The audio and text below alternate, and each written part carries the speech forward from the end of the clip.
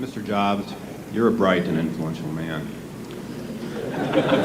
Here it comes. It's sad and clear that on several counts you've discussed, you don't know what you're talking about.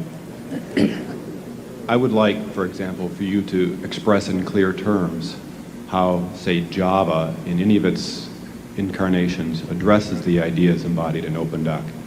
And when you're finished with that, perhaps you could tell us what you personally have been doing for the last 7 years.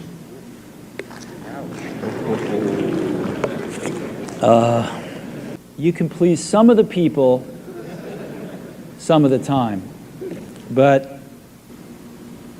one of the hardest things when you're trying to affect change is that people like this gentleman are right in some areas.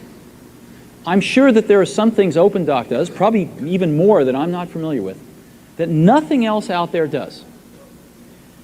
And I'm sure that you can make some demos, maybe a small commercial app that demonstrates those things.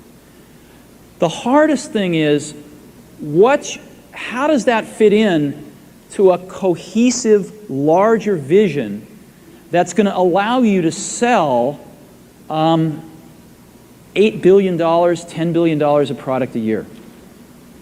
And one of the things I've always found is you've got to start with the customer experience and work backwards to the technology. You can't start with the technology and try to figure out where you're going to try to sell it. And I've made this mistake probably more than anybody else in this room. And I've got the scar tissue to prove it. And I know that it's the case. And as we have tried to come up with a strategy and a vision for Apple, it started with what incredible benefits can we give to the customer? Where can we take the customer? Not starting with, let's sit down with the engineers and figure out what awesome technology we have, and then how are we going to market that? And I think that's the right path to take.